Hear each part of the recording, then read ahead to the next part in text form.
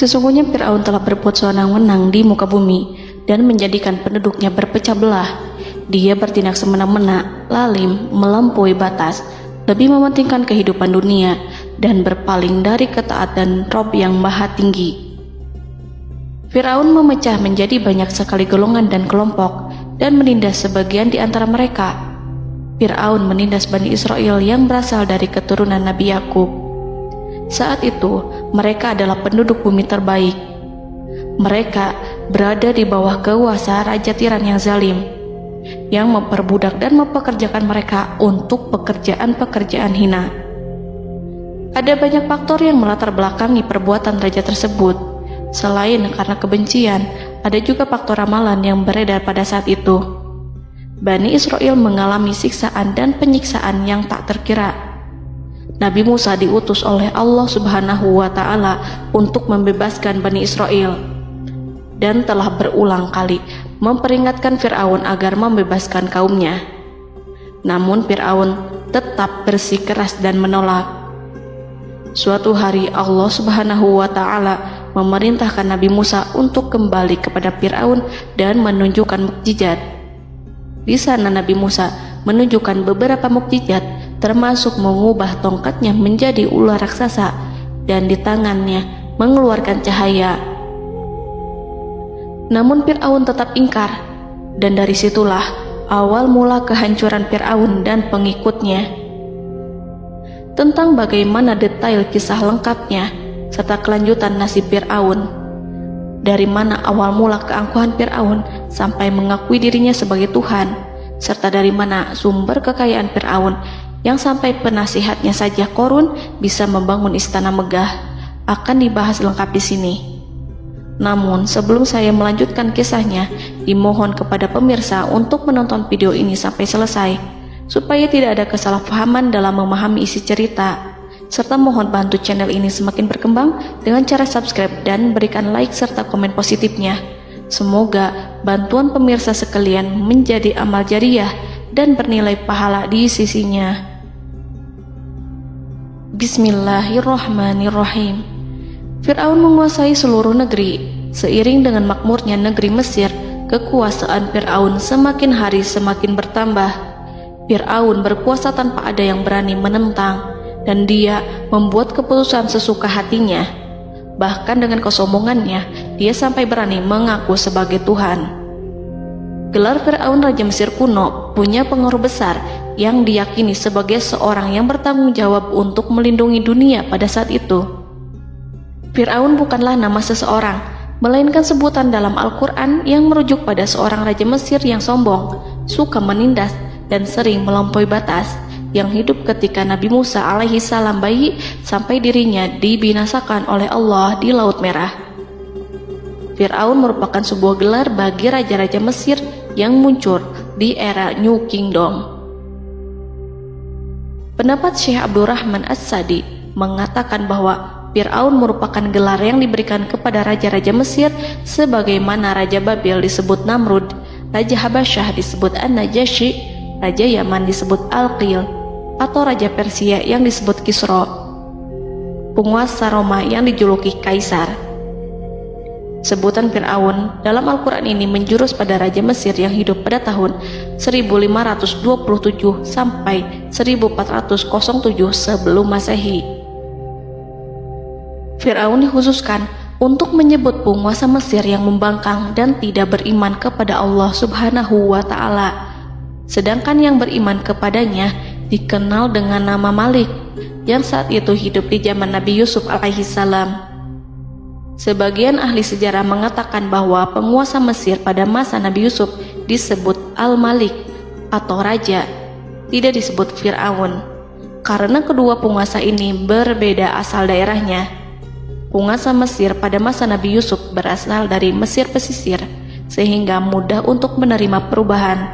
Sedangkan Fir'aun pada masa Nabi Musa berasal dari pedalaman Mesir yang mempunyai watak dan karakter keras serta kolot, dan tidak mudah menerima orang-orang di luar kalangan mereka. Dari keterangan di atas dipahami kenapa penguasa Raja Mesir pada masa Nabi Yusuf percaya kepada Nabi Yusuf dan mengikuti agama Nabi Yusuf, yaitu Islam. kemudian diikuti oleh rakyatnya.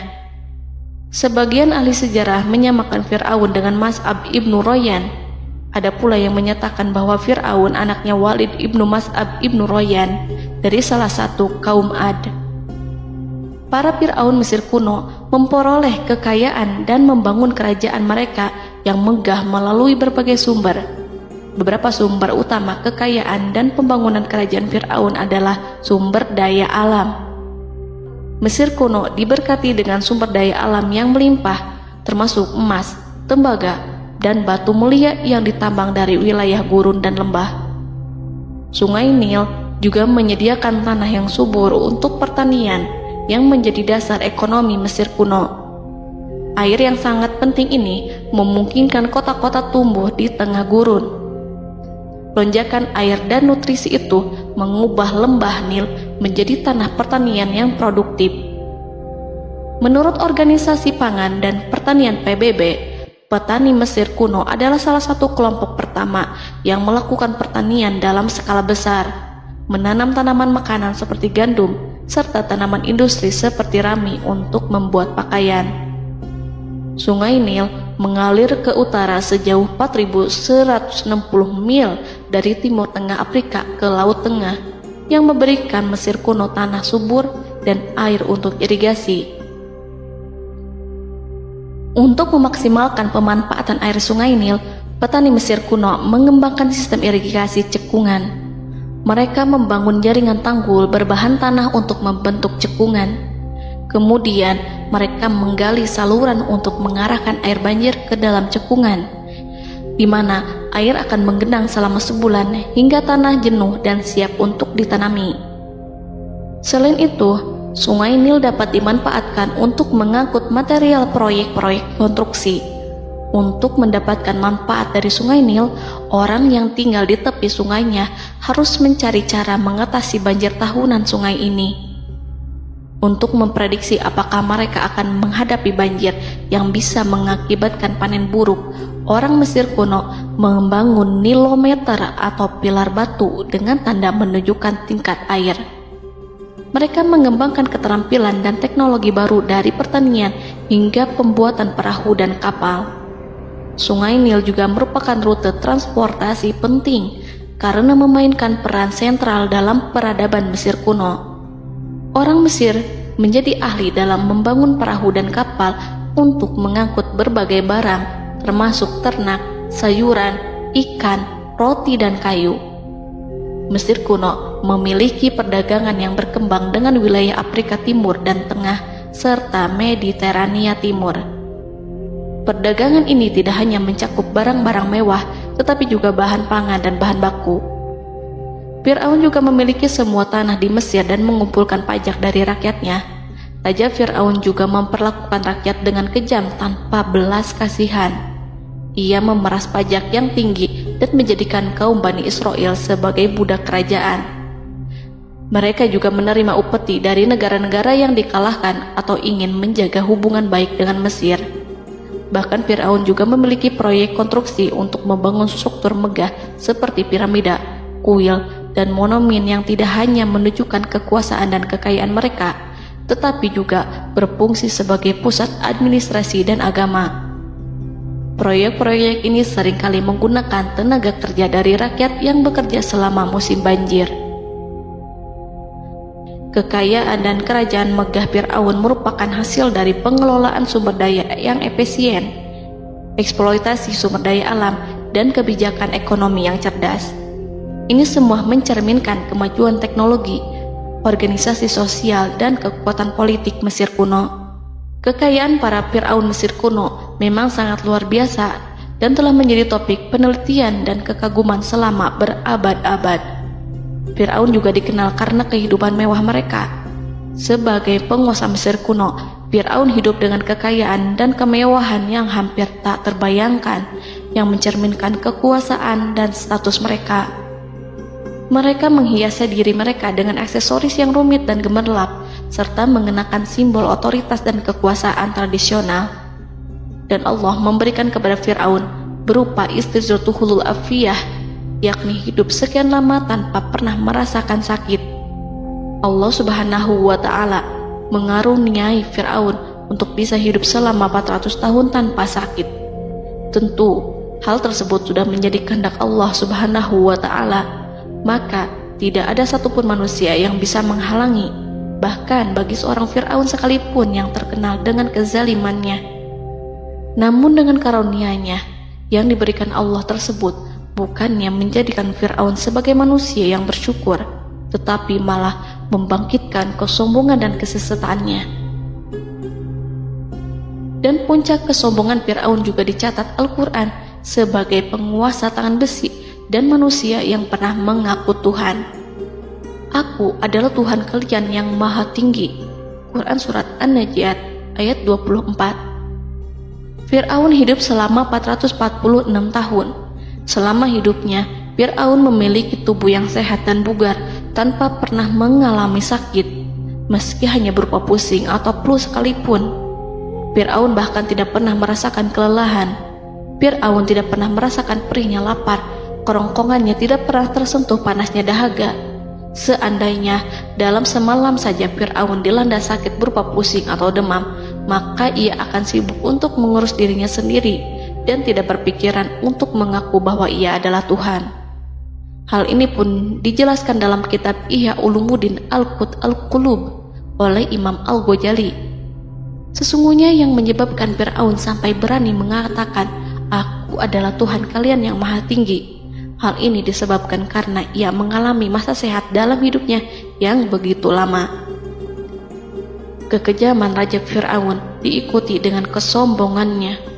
Ia enggan bersyukur atas kemakmuran yang dianugerahkan Allah Subhanahu wa Ta'ala. Ia justru menjadikan negeri Mesir penuh dengan kemusyrikan. Sungguh, dia Fir'aun termasuk orang-orang yang berbuat kerusakan, dan kami hendak memberi karunia kepada orang-orang tertindas di bumi, dan hendak menjadikan mereka pemimpin dan menjadikan mereka orang-orang yang mewarisi bumi. Dan kami teguhkan kedudukan mereka di bumi, dan kami perlihatkan kepada Fir'aun dan Haman bersama bala tentaranya apa yang selalu mereka takutkan dari mereka. Surat Al-Qasas ayat 1-6. Haman yang merupakan penasihat dan sekaligus pelaksana proyek pembangunan menara untuk Fir'aun yang ikut berkontribusi dalam kesesatan Fir'aun, dan dia juga yang menjadi aktor utama atas kezaliman Fir'aun yang nantinya memberikan nasihat kepada Fir'aun dan mendorongnya untuk menolak ajaran Nabi Musa alaihi salam. Faktor yang mendorong Fir'aun melakukan tindakan keji ini adalah Bani Israel yang mempelajari suatu hal yang mereka riwayatkan dari Ibrahim, bahwa suatu saat nanti akan lahir seorang anak Bani Israel yang akan menghancurkan kekuasaan Raja Mesir. Berita gembira ini terjadi saat insiden antara Sarah, istri Nabi Ibrahim alaihissalam, dengan Raja Mesir yang saat itu berniat jahat terhadap Sarah. Namun Allah menjaganya. Berita gembira ini santer terdengar di antara Bani Israel. Kaum Kipti juga membicarakan berita ini, hingga sampailah juga ke telinga Fir'aun. Sebagian amir dan orang-orang dekat Fir'aun menyampaikan hal itu kepadanya saat tengah berbincang pada malam hari. Waktu itu Fir'aun langsung menginstruksikan untuk membunuh seluruh anak laki-laki Bani Israel untuk mengantisipasi kelahiran anak yang dimaksud.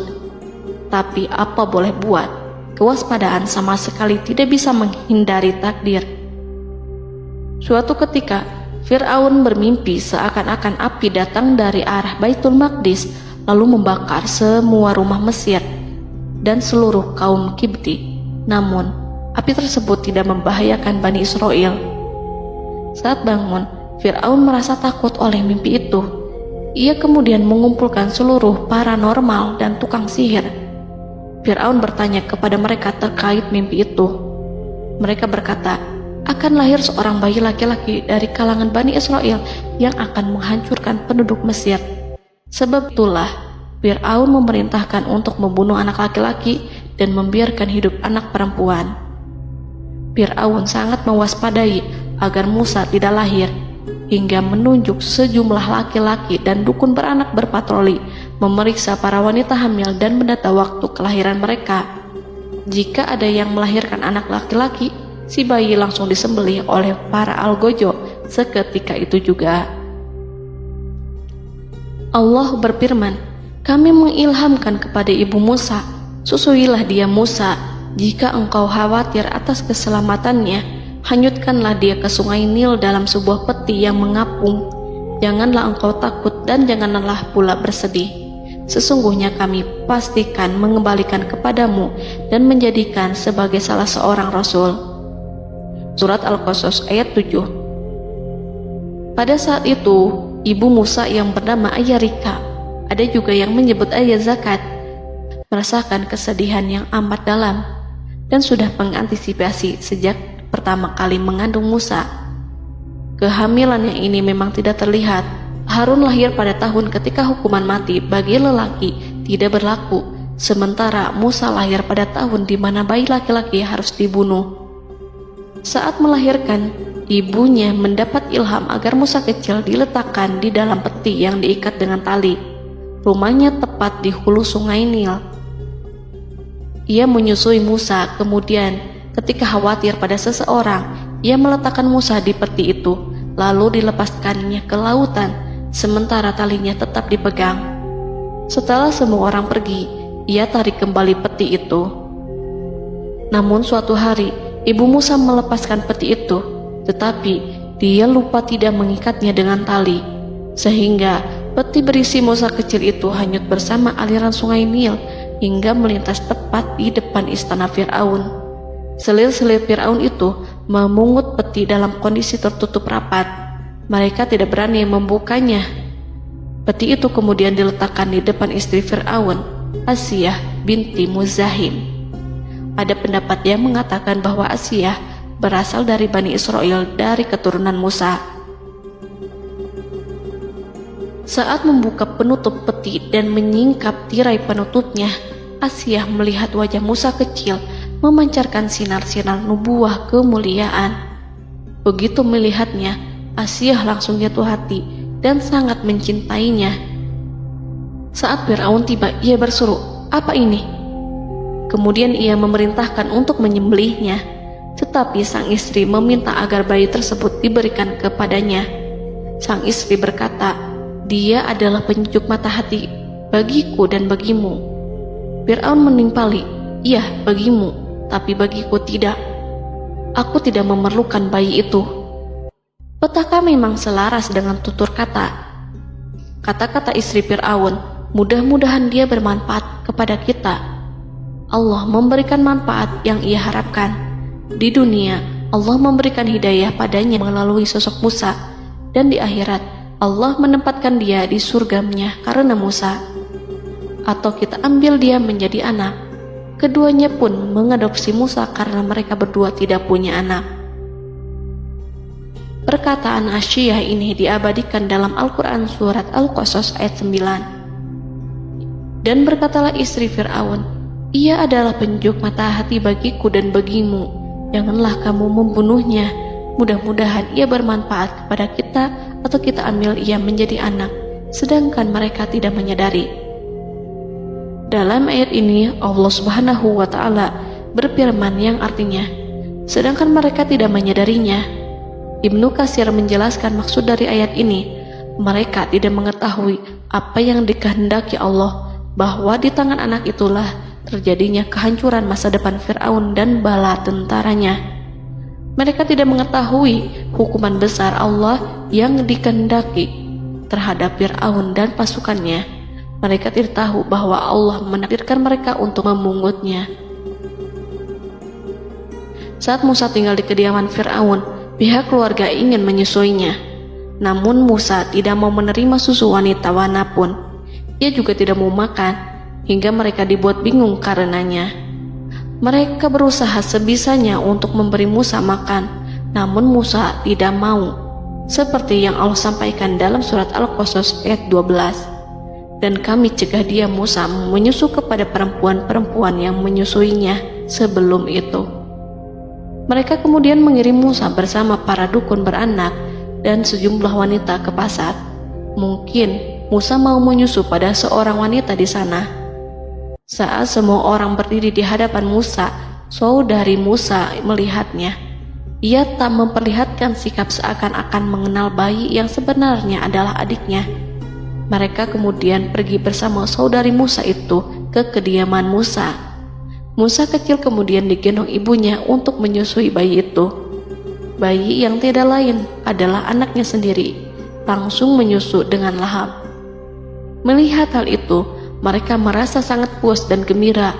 Mereka pun melaporkan peristiwa yang sangat menggembirakan itu kepada Asia. Asia meminta agar perempuan yang tidak lain adalah ibunya Musa itu untuk menetap bersamanya dan memohon kebaikan serta kesediaannya. Namun, perempuan itu menolaknya seraya berkata, "Sesungguhnya aku mempunyai suami dan anak-anak yang tidak bisa aku tinggalkan. Akan tetapi, aku siap melakukan jika bayi itu dibawa kepadaku ke rumahku." Akhirnya Asia mengutus ajudan kerajaan untuk menyerahkan bayi itu kepada ibunya Musa untuk disusui secara rutin. Asia kemudian memberikan berbagai macam fasilitas kepada ibu Musa berupa biaya nafkah sehari-hari, pakaian-pakaian bagus, dan beberapa hadiah istimewa yang lainnya sebagai kompensasi upah menyusui bayi itu. Akhirnya Musa kecil kembali ke pangkuan ibunya dan berada di bawah asuhannya. Allah telah menyatukan kembali bayi yang bernama Musa itu dengan ibunya sendiri. Fir'aun tidak akan menyangka jika Allah telah mempersiapkan sesuatu yang besar lewat kehadiran Musa kecil di kerajaannya. Sang Raja bengis lagi terpedaya oleh banyaknya pasukan yang dimiliki, kekuasaan, dan luasnya kerajaan yang maha agung yang tak terkalahkan dan takdirnya tak bisa ditentang. Allah telah memutuskan bahwa bayi itu yang dia dan pengikutnya waspadai keberadaannya itu hingga dengan bengis membunuh banyak sekali nyawa yang tak terhitung jumlahnya. Padahal anak tersebut justru tumbuh dewasa di kediamannya, di atas kasurnya, memakan makanannya, dan meminum yang ada di rumahnya. Fir'aun sendiri justru mengadopsi dan merawat serta mengasuhnya tanpa menyadari rahasia besar di balik itu. Anak itu yang membuatnya binasa di dunia dan akhirat karena menentang kebenaran yang nyata yang ia sampaikan kepadanya. Nabi Musa tumbuh dan hidup sebagai salah seorang dari keluarga kerajaan hingga mencapai usia dewasanya, di mana ia memperoleh asuhan dan pendidikan sesuai dengan tradisi istana. Allah Subhanahu wa Ta'ala mengaruniakannya hikmah dan pengetahuan sebagai persiapan tugas kenabian dan risalah yang diwahyukan kepadanya. Musa tumbuh menjadi seorang pemuda yang mempunyai fisik dan akhlak yang kuat. Allah anugerahkan kepada Musa kesempurnaan tubuh dan kekuatan jasmani. Musa juga menyadari bahwa dia hanyalah anak angkat, tidak setetes pun darah Fir'aun mengalir padanya, dan bahwa ia keturunan Bani Israel yang ditindas dan diperlakukan sewenang-wenang oleh Fir'aun dan kaumnya. Maka dia berjanji kepada dirinya sendiri akan menjadi pembela bagi kaum-kaum yang lemah yang tertindas. Kekuatan fisik Nabi Musa memang tidak bisa diragukan. Itu terbukti pada saat Nabi Musa mampu mengangkat batu penutup sumur seorang diri, padahal batu itu hanya bisa diangkat oleh 10 orang laki-laki. Peristiwa kedua saat perkelahian antara Bani Israel dan orang Kipti atau kaumnya Fir'aun, suku asli Mesir. Saat orang Israel meminta pertolongan kepada Musa untuk mengalahkan orang Kipti, Musa menghampiri orang Kipti tersebut. Dengan tangan terkepal, Musa meninju orang Kipti dan matilah musuhnya itu. Orang Kipti hanya mati karena pukulan itu. Musa tidak sengaja dan tidak bermaksud untuk membunuh orang Kipti. Musa hanya berniat membuatnya jera. Dan karena peristiwa itulah Nabi Musa pergi meninggalkan Mesir karena Musa takut terhadap Fir'aun dan tentaranya yang akan membunuhnya. Karena jika mereka tahu bahwa Musa membunuh orang Kipti demi membela salah seorang Bani Israel, akan membuat Fir'aun dan pengikutnya mencurigai bahwa Musa memang berasal dari Bani Israel, dan pada akhirnya akan memicu sebuah permasalahan besar. Dan pada waktu yang sudah ditentukan oleh Allah, sekitar 10 tahun Nabi Musa meninggalkan Mesir. Pada akhirnya Allah mengamanahkan dia sebagai seorang rasul. Allah anugerahkan kepadanya hikmah kenabian dan pengetahuan di usia 40 tahun. Allah perintahkan Musa kembali ke Mesir untuk menghadapi Fir'aun dan mengajak dia mengakui Tuhan semesta alam. Tugas ini penuh dengan bahaya, mungkin bisa membuat Musa kehilangan nyawa. Tetapi menuruti perintah Allah itu mutlak baginya. Ditemani oleh saudaranya Harun untuk membantunya membenarkan perkataannya. Lidah Musa cedal karena bara api yang pernah diletakkan di lidahnya saat Fir'aun hendak menguji akalnya setelah menarik jingat Fir'aun hingga berdarah. Fir'aun bermaksud untuk membunuhnya. Asia mengkhawatirkan Musa lalu berkata, dia masih kecil. Fir'aun kemudian menguji Musa dengan meletakkan buah dan bara api di hadapannya. Musa kecil hendak bermaksud meraih buah-buahan, tetapi tangannya dialihkan oleh malaikat. Lalu Musa mengambil bara api dan ia letakkan di lidahnya. Lidahnya cedal karena bara api ini. Musa meminta kepada Allah agar kekakuan yang ada di lidahnya dihilangkan sebagian, sebatas agar kata-katanya bisa dipahami, dan tidak meminta untuk dihilangkan secara total, karena para rasul hanya meminta sebatas yang diperlukan. Pergilah kamu kepada Fir'aun, karena dia benar-benar telah melampaui batas, maka berbicaralah kamu berdua kepadanya dengan kata-kata yang lemah lembut. Mudah-mudahan dia sadar atau takut. Quran Surat Toha ayat 42-43. Ini merupakan sifat santun dan kasih sayang serta rahmat Allah terhadap makhluknya, meski Allah mengetahui kekafiran dan kesewenang-wenangan dan kesombongan Fir'aun. Bersama Harun, Musa mendatangi Fir'aun setelah menemui beberapa rintangan yang lazim ketika akan menemui raja pada waktu itu. Pertemuan Musa dan Harun juga dihadiri oleh beberapa anggota pemerintahan dan penasihat. Bertanyalah Fir'aun kepada mereka berdua, siapakah kalian berdua ini? Musa menjawab, kami Musa dan Harun adalah pesuruh Allah agar kamu membebaskan Bani Israel dari perbudakan dan penindasanmu dan menyerahkan mereka kepada kami agar mereka menyembah kepada Allah dengan leluasa dan menghindari siksaanmu. Fir'aun segera mengenal Musa dan berkata kepadanya, bukankah engkau Musa yang sudah kami asuh sejak bayimu dan kami asuh dalam istana sampai usia remajamu dan mendapat pendidikan serta pengajaran yang menjadikan engkau pandai? Dan bukankah engkau yang melakukan pembunuhan terhadap diri daripada seorang dari golongan kami? Sudahkah engkau lupa terhadap itu semua dan tak ingat akan jasa kami kepadamu? Musa menjawab, bahwasannya engkau telah mengurus aku sejak kecil. Itu bukanlah jasa yang dapat kamu banggakan, karena jatuhnya aku pada tanganmu akibat dari kekejaman dan kezalimanmu tatkala engkau memerintah agar orang-orangmu menyembelih setiap bayi laki-laki yang lahir, sehingga ibuku membiarkanku mengapung di sungai Nil dan aku dipungut oleh istrimu, sehingga selamatlah aku dari pengejaranmu dan penyembelihanmu. Dan kebaikan yang engkau sebutkan itu sebanding dengan perlakuanmu terhadap sebuah suku bangsa besar, yaitu Bani Israel secara keseluruhan, karena engkau telah menindas dan menjadikan mereka budak-budak untuk melayanimu. Dan mengenai pembunuhan itu merupakan kehilafanku, lalu aku lari darimu karena aku takut kepadamu. Namun peristiwa itu merupakan rahmat dan hikmah yang terselubung bagiku, sebab dalam perantauanku setelah aku melarikan diri dari negerimu ini, Allah Subhanahu wa Ta'ala mengaruniakanku dengan hikmah ilmu dan mengutus aku sebagai rasul. Maka dalam rangka tugasku sebagai rasul, datanglah aku kepadamu atas perintah Allah untuk mengajak engkau dan kaummu untuk menyembah Allah dan meninggalkan kezaliman serta penindasanmu terhadap Bani Israel yang kau pekerjakan dan perbudak mereka untuk melakukan pekerjaan dan melayanimu. Fir'aun bertanya, siapakah Tuhan yang engkau sebut-sebut itu, hai Musa? Adakah Tuhan di atas bumi ini selain aku yang patut disembah dan dipuja? Musa menjawab, ya, yaitu Tuhanmu dan Tuhan nenek moyangmu, serta Tuhan alam semesta. Fir'aun bertanya, siapakah Tuhan alam semesta itu? Musa menjawab, ialah Tuhan langit dan bumi, dan segala yang ada di langit dan di bumi.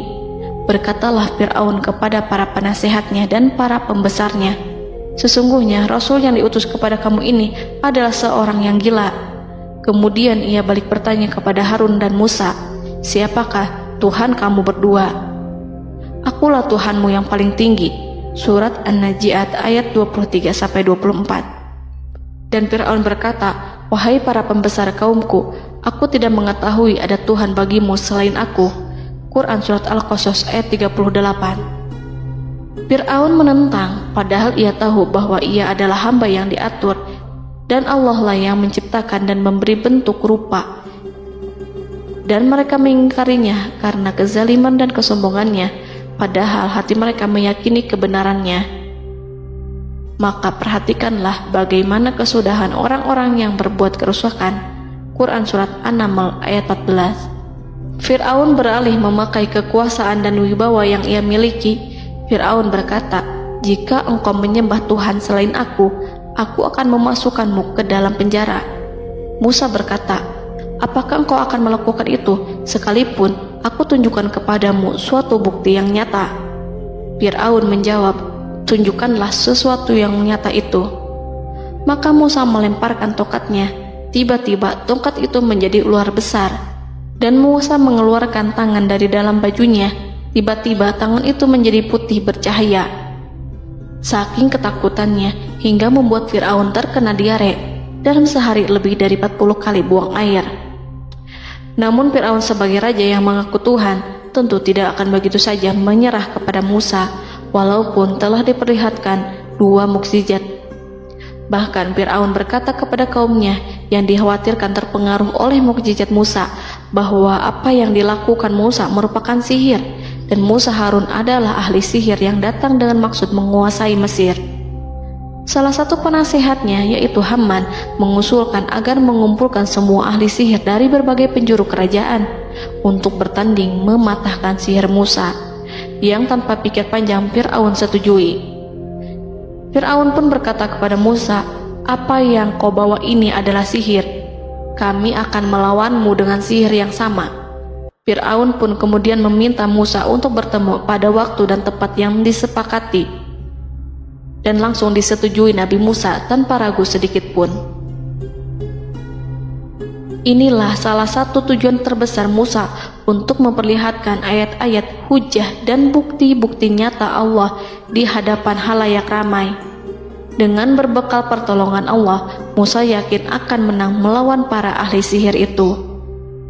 Maka pada waktu yang sudah ditetapkan, yakni pada permulaan hari, saat cahaya matahari mulai terik menyengat, sehingga kebenaran akan terlihat terlebih jelas dan nyata, orang-orang berbondong-bondong menuju tempat yang sudah ditentukan untuk melihat pertandingan sihir yang sudah dihadiri ribuan tukang sihir.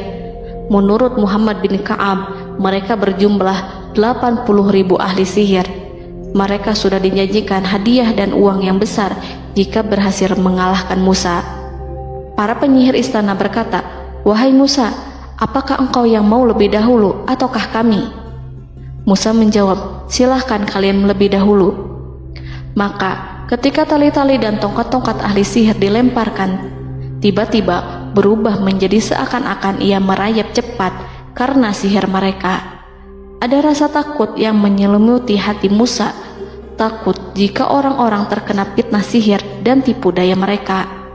Namun Allah langsung menguatkan Musa dan berkata, yang diabadikan dalam Quran Surat Toha ayat 65-69. Janganlah engkau takut, sungguh engkaulah yang unggul, dan lemparkanlah apa yang ada di tangan kananmu, niscaya ia akan membuat. Apa yang mereka buat itu hanyalah tipu daya tukang sihir belaka, dan tidak akan menang tukang sihir itu dari manapun ia datang. Saat Musa melemparkan tongkat, tongkat itu berubah menjadi ular besar yang memiliki kaki, berleher besar, dan bentuk yang menakutkan, hingga semua orang lari dan menjauh. Ular itu kemudian menelan tali-tali para tukang sihir dengan satu persatu dengan gerakan super cepat. Semua orang melihatnya dengan penuh keheranan, sementara para tukang sihir mereka tercengang dan bingung kala melihatnya. Mereka melihat sesuatu yang sama sekali tidak pernah terlintas di benaknya dan juga berada di luar bidang yang mereka kuasai. Saat itulah mereka tahu pasti bahwa yang mereka lihat itu bukanlah sihir, sulap, khayalan ilusi ataupun kebohongan semata, tetapi sebuah kebenaran yang hanya bisa dilakukan oleh Yang Maha Benar, yang mengutus mukjizat tersebut dengan benar. Allah menyingkap tabir kelalaian dari hati mereka, menyinarinya dengan petunjuk yang Ia ciptakan dan menyingkirkan gumpalan keras di hatinya. Mereka segera bertaubat dan tunduk sujud kepadanya. Dengan lantang mereka mengatakan kepada semua yang hadir tanpa memperdulikan hukuman ataupun siksaan apapun, "Kami beriman kepada Rob seluruh alam, yaitu Tuhannya Musa dan Harun." Fir'aun yang congkak dan sombong tentu sangat marah dengan apa yang disaksikannya itu. Ketika melihat ahli-ahli sihirnya begitu cepat menyerah dan mengakui kekalahan kepada Musa, bahkan menyatakan beriman kepada Tuhan Musa dan Harun. Tindakan itu dianggapnya sebagai pelanggaran terhadap kekuasaannya dan penentangan terhadap ketuhanannya dan merupakan tamparan bagi kewibawaannya. Fir'aun berkata kepada mereka, "Apakah kalian telah beriman kepada Musa sebelum aku memberi izin? Kenapa kalian tidak terlebih dahulu bermusyawarah kepadaku sebelum melakukan tindakan keji di hadapan rakyatku ini? Dia itu pemimpinmu yang mengajarkanmu sihir, dan bukankah ini adalah persengkongkolanmu terhadapku? Musa dapat mengalahkan kamu sebab ia mungkin merupakan guru dan pembesar yang mengajari sihir kepadamu, dan kamu telah mengaturnya, dan sandiwaramu ini tak akan kubiarkan. Akan kupotong tangan dan kakimu secara bersilang, dan sungguh aku akan salib kamu pada pangkal pohon kurma sebagai balasan dan hukuman atas pengkhianatanmu ini." Walaupun melihat langsung kebenarannya, Fir'aun tetap tidak percaya. Dia tidak suka keyakinan para penyihir terhadap Musa. Para penyihir itu yang telah mengakui keimanan mereka kepada Allah tak merasa gentar ataupun takut, karena ketika para tukang sihir itu sujud, mereka melihat rumah dan istana-istana di surga yang telah dipersiapkan untuk mereka. Semuanya dirias untuk menyambut kedatangan mereka. Karena itu, mereka tidak peduli dengan ancaman Fir'aun. Setelah peristiwa kekalahan penyihir Fir'aun dengan mukjizat Nabi Musa itu, Fir'aun serta penasihat dan para pembesarnya, termasuk Haman, merencanakan penindasan yang lebih kejam untuk kaum Bani Israel dan merencanakan pembunuhan terhadap Nabi Musa. Fir'aun khawatir jika gerakan Musa tidak dipatahkan akan mengancam kerajaan dan kewibawaannya yang mengaku sebagai Tuhan. Walaupun sudah diingatkan oleh orang mukmin dari kalangan keluarga Fir'aun agar tidak membunuh Nabi Musa dan menyeru kembali menuju jalan yang benar dan mengingatkan kepada akibat yang buruk yang akan didapati nanti, namun Fir'aun dan penasihatnya tetap berada pada kesesatan. Sebagai balasannya, Allah menghukum Fir'aun dan penduduknya dengan kekeringan dan penyakit yang bertahun-tahun karena menolak Rasulnya. Mereka dilanda banjir bandang, darah yang bercampur dengan seluruh air yang ada. Setiap kali mereka akan mengambil air, baik air sumur ataupun air sungai Nil, pasti akan berubah menjadi darah segar. Serbuan belalang pun tidak bisa mereka hindari. Belalang menghinggapi tanaman hingga tak menyisakan satupun buah, daun ataupun rumput.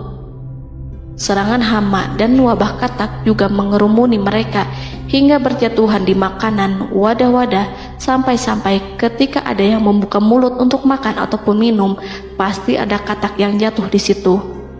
Semua hukuman itu hanya menimpa Fir'aun dan pengikutnya, sama sekali tidak menimpa Nabi Musa dan Bani Israel. Namun mereka tidak belajar ataupun berubah, mereka tetap saja kafir dan hanyut dalam kejahatan. Setiap kali Allah timpakan hukuman kepada Fir'aun dan pengikutnya, mereka bersumpah dan berjanji kepada Musa untuk beriman. Namun ketika hukuman itu dihilangkan, mereka ingkar janji berpaling dan kembali kepada keburukan seperti sedia kala. Dari semua penderitaan ini, Allah perintahkan Musa membawa pengikutnya keluar dari Mesir, memulai perjalanan berbahaya antara hidup dan mati. Setelah mengetahui keberangkatan Nabi Musa dan Bani Israel, Fir'aun bersama tentaranya bergerak untuk membantai mereka.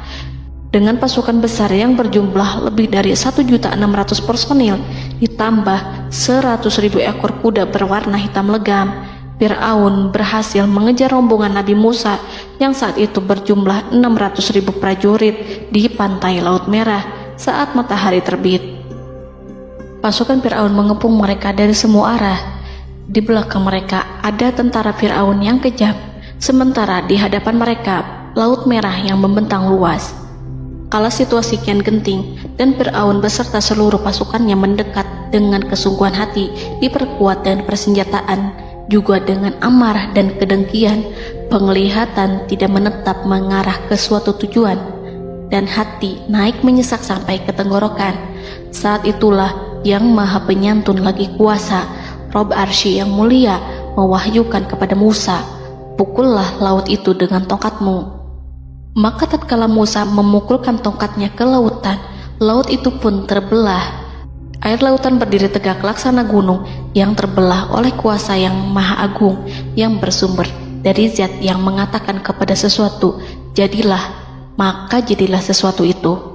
Allah memerintahkan angin barat untuk menyapu kerikil-kerikil hitam lautan, hingga dasar lautan berubah menjadi tanah yang kering, yang tidak melekat pada kaki-kaki kuda dan hewan. Allah memerintahkan Musa untuk melintas bersama kaumnya. Mereka segera turun melintas dengan senang. Mereka menyaksikan sebuah hal yang membuat mata tercengang dan memberikan petunjuk pada hati orang-orang yang mukmin. Setelah Musa bersama kaumnya melintas secara keseluruhan dan keluar dari lautan, saat itulah pasukan garis depan Fir'aun baru masuk. Saat itu Musa bermaksud memukulkan tongkat ke lautan agar kondisi laut kembali seperti sedia kala, agar Fir'aun dan pasukannya tidak bisa mengejar. Tapi Allah yang Maha Kuasa dan pemilik keluhuran memerintahkan agar lautan tetap dibiarkan seperti itu, seperti yang ia firmankan. Saat Musa membiarkan lautan dalam kondisi terbelah dan Fir'aun tiba di tepi pantai, ia melihat sesuatu yang dahsyat. Kondisi ini membuatnya tercengang, dan ia tahu betul bahwa apa yang dilihatnya adalah pekerjaan Rob Arsy yang mulia, seperti halnya mukjizat lain yang pernah ia lihat sebelumnya. Fir'aun berhenti dan tidak maju. Ia menyesal karena mengejar Bani Israel dalam situasi seperti ini, di saat penyesalan tiada lagi membawa guna. Namun Fir'aun memperlihatkan sikap tangguh dan kuat di hadapan para pasukannya dan memperlakukan mereka layaknya musuh. Jiwa kafir dan watak keji Fir'aun mendorong dirinya mengatakan kepada kaum yang ia perdaya hingga patuh dan mengikuti kebatilannya, "Lihatlah bagaimana lautan ini terbelah agar aku bisa mengejar budak-budakku yang melarikan diri dari kekuasaanku, menyimpang dari ketaatanku, dan meninggalkan negeriku." Fir'aun bersembunyi di barisan belakang dengan harapan ia bisa selamat, tapi mustahil ia bisa selamat. Fir'aun terlihat maju mundur. Dan pada kesempatan itu, Jibril menampakkan diri dalam wujud seorang penunggang kuda perawan, lalu melintas di hadapan kuda jantan yang ditunggangi oleh Fir'aun. Kuda yang ditunggangi Fir'aun meringik menghampiri kuda yang ditunggangi Jibril. Fir'aun kemudian masuk ke dalam lautan hingga mendahului kuda dengan tangkas dan cepat. Fir'aun tidak menghindari mara bahaya dari dirinya ataupun mendatangkan manfaat. Mereka segera menyusul hingga semuanya berada di lautan. Setelah bagian depan hendak mencapai tepi, Allah memerintahkan Musa melalui wahyu untuk memukul lautan dengan tongkat. Musa memukul lautan dengan tongkat. Lautan kembali menyatu seperti sedia kala dan menenggelamkan mereka semua. Tak seorang pun yang selamat. Allah menggambarkan tentang bagaimana Fir'aun didengkot orang-orang kafir Kipti tenggelam. Gelombang besar sesekali turun dan sesekali naik membawa Fir'aun. Bani Israel melihatnya dan juga pasukannya, seperti apa siksa dan petaka besar yang Allah timpakan kepadanya dan juga pasukannya, agar Bani Israel senang dan lega. Saat Fir'aun menyaksikan kematian dan mulai sakarat, Ia kembali kepada jalan kebenaran dan bertaubat, serta beriman pada saat keimanan tiada lagi membawa guna. Seperti yang Allah sampaikan dalam ayat yang lain, sesungguhnya orang-orang yang dipastikan mendapat ketetapan Rabb-Mu tidaklah akan beriman meskipun mereka mendapat tanda-tanda kebesaran Allah hingga mereka menyaksikan azab yang pedih. Quran Surat Yunus ayat 96-97. Seperti itulah Musa mendoakan keburukan pada Fir'aun dan golongannya agar harta benda mereka dibinasakan, hati mereka diikat sehingga mereka tidak akan beriman hingga melihat siksaan yang pedih, yaitu ketika keimanan tidak ada lagi membawa guna bagi mereka, sekaligus sebagai penyesalan bagi mereka. Allah berfirman kepada Musa dan Harun saat keduanya mengucapkan doa tersebut, sungguh telah diperkenankan permohonan kamu berdua. Quran Surat Yunus ayat 89. Siksaan yang ditimpakan kepada Fir'aun dan pasukannya ini merupakan jawaban atas doa Musa dan saudaranya Harun. Dalam hadis riwayat Imam Ahmad, Rasulullah Shallallahu Alaihi Wasallam bersabda, saat Fir'aun berkata, aku percaya bahwa tidak ada Tuhan melainkan Rabb yang dipercaya Bani Israel, Jibril berkata kepadaku, wahai Muhammad, andai kau melihatku saat mengambil pasir lautan, lalu aku sumpalkan ke mulutnya karena khawatir jika rahmat menghampirinya. Ibnu Abbas dan lainnya mengatakan, sebagian Bani Israel meragukan kematian Fir'aun, bahkan ada yang menyatakan bahwa Fir'aun tidak mati. Allah kemudian memerintahkan lautan untuk mengapungkan jasad Fir'aun. Maka pada hari ini kami selamatkan jasadmu, yaitu dengan mengenakan baju perang yang dengannya kau dikenali, agar engkau dapat menjadi pelajaran bagi orang-orang yang datang setelahmu, yaitu agar kau menjadi bukti bagi Bani Israel atas kekuasaan Allah yang membinasakan Fir'aun. Karena itu, sebagian salaf membaca, kemungkinan yang dimaksud adalah kami menyelamatkan jasadmu beserta baju perangmu agar kau menjadi pelajaran bagi orang-orang setelahmu dari kalangan Bani Israel, dan mereka tahu bahwa kau telah binasa. Wallahu a'lam.